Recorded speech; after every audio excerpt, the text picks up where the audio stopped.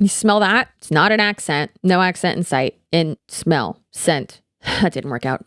No. The most important thing in friendship is trust. You guys, it's not even halfway through the month and we already have to make a Mikayla Noguera video. Make it stop. Anyways, hey, I'm Chelsea. You know that, I know that. Welcome back to my channel. Girl, boys, theys, gentle thems. Happy Pride Month. Anyways, I'm just a lady with a bulldog, a camera, and too many opinions. And per usual, I like to, for some reason, do a once monthly video about Mikayla Noguera and all of her shenanigans, her constant filtering and lies and things like that. One thing that I do want to talk about today, though, is safety. And also, listen, my hair looks a little bit rough. I mean, actually, I think it looks cute. A little disheveled, glam, I guess. I took my kid to the pool this morning. So much fun. Now we are here, ready to work while he continues to sleep for hopefully another hour. Anyways, so as we covered in my second to last video about Mikayla Noguera, she purchased a like $4 million home around her previous place of residence. I don't know, Massachusetts or some shit. I don't know. Anyways, I don't care. Clearly I do because I'm making a video about it. But the thing is that as a content creator, once you get to like a certain point, you have people coming up to you in public, people recognizing you, people being creepy, whatever. Not everyone who comes up to you in person is creepy. A lot of people aren't. I get excited every time. It's super fun. Happens, we usually don't leave the house much at all, but happens almost, I'd say like 2 out of 3 times I do leave the house and go out in public. We get recognized and it's exciting. It's fun. I love it. Love seeing y'all. Love you saying hi. If it's just me and my kid, please don't do that. Also, don't go to an influencer's house. Don't drive by it. Don't go up to the door. Don't be a freak like that.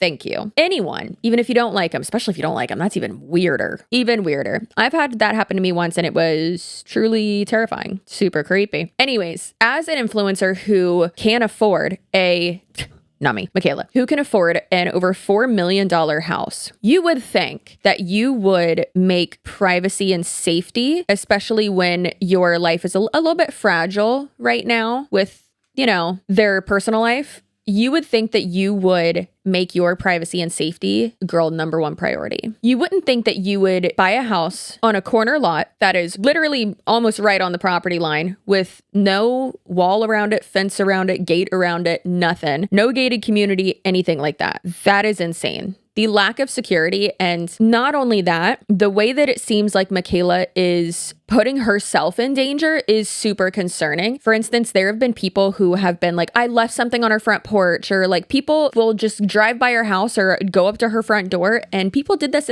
at her last house too. But doing this at her new house as well, and like her showing things that they leave her, or like saying, oh, someone just came to my door. Like, why not say, hey, please don't do that? Like, you are putting yourself in danger, and it's so reckless and so scary. So scary. But having millions and millions of dollars, why would you not buy a house that has a gate around it, is a little bit more secluded? You easily could do that. I'll tell you, if I ever get to that point, hopefully I fucking don't, because that's terrifying. But if I ever do, I already told my husband, I was like, we are buying a fortress, and safety, especially since we have kid is priority #1. And Mikayla has even said that she and her husband, she alluded to them starting a family. And it's like, girl, maybe you should talk to like his doctor about that, because I don't think that y'all getting pregnant when he's like this fragile after relapsing that bad. And like, as you said yourself, almost dying. Don't think bringing a baby into the mix is a good idea. Maybe wait, girl. Now, listen, I know that Richard Luxury, that's his government name, Rich Lux, is quite the clout goblin. However, he made really good points in this video he made about the new home and lack of privacy, and her ultimately just like being reckless and kind of encouraging this type of behavior from her fans. So let's watch that video. Fans are now going to Mikayla Noguera's house and leaving things at her doorstep.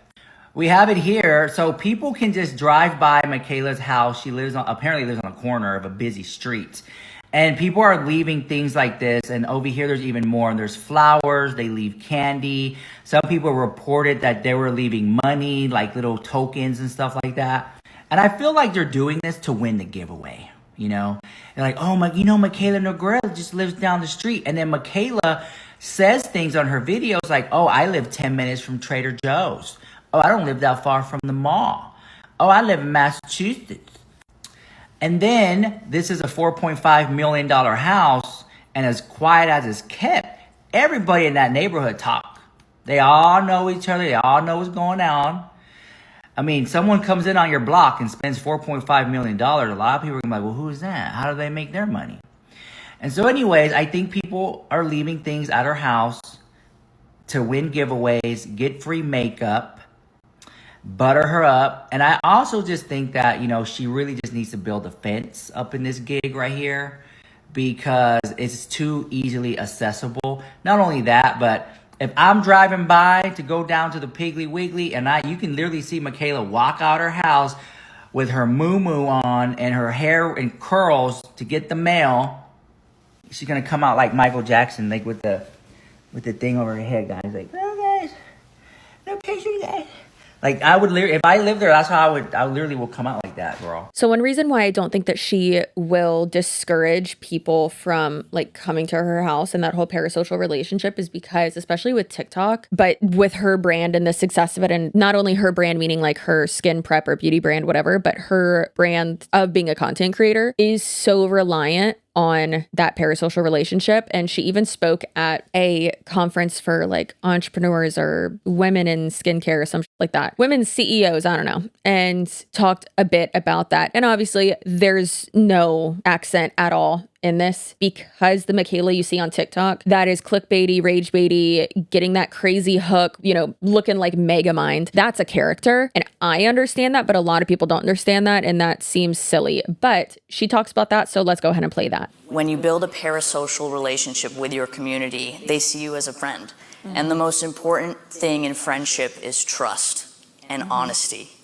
So when you launch a brand to your community who you've built this relationship with, they are putting their full trust in you for this launch. Specifically when it comes to your ingredients, your marketing, your community building, everything you do is under a very, very fine microscope, which is a blessing and a curse because as a new brand, for instance, it gives you a minimal amount of grace to make mistakes.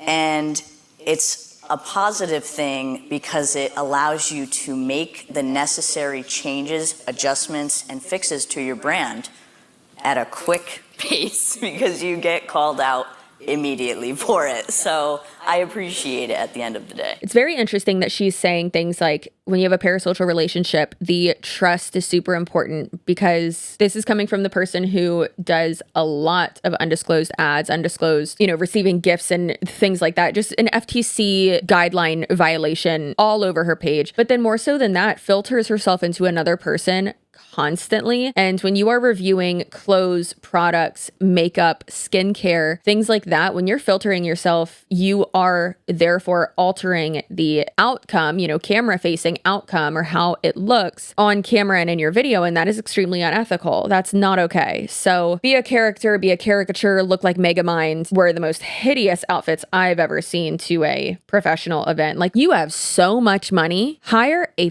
forking stylist. For the love of God, please. Like it is wild to me that she has not done that. Then again, she's out here buying like Hermes flats when they look horrendous with the outfit she's wearing. Again, that's just my opinion. You can think she has great style. Arguably, I think her style's trash, but I'm wearing a fucking Pizza Planet shirt that I got from Amazon for free. So who am I to say anything, right? And a little extra tidbit that I just thought of too. She just posted this recent TikTok where she's talking about Drench It, one of her products. It's a milky toner. The word milky, disgusting, kind of like flan or flesh or phlegm, nasty. But she says something along the lines of like, we'll just play it. Drench It. And guys, I can't say too much, but I just found out that Drench It won an award for best milky toner. Like, are you freaking kidding me? How can a product that has been out for literally like 2 months where not many people have actually received their orders yet, how can that already be award winning? That literally doesn't make sense. I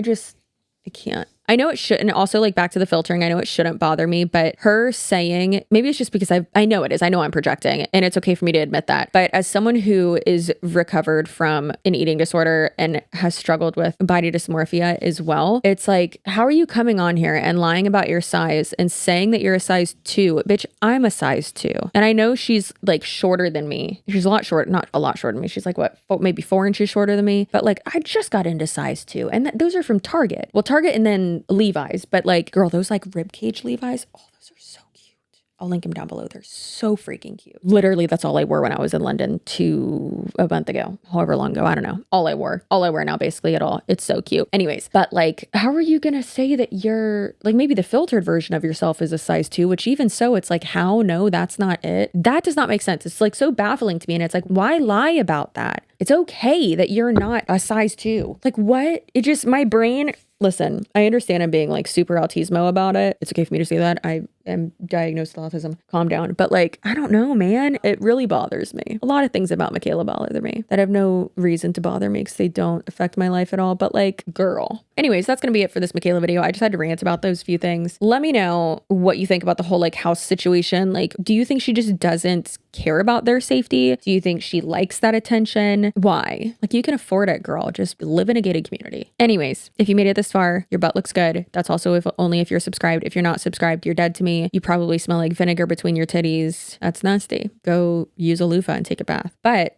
if you are subscribed, girl, it smells like Baccarat Rouge in between them titties. Let me get in there in the most respectful way and consensual way. Anyways, weird. I'll see you in my next video. Goodbye.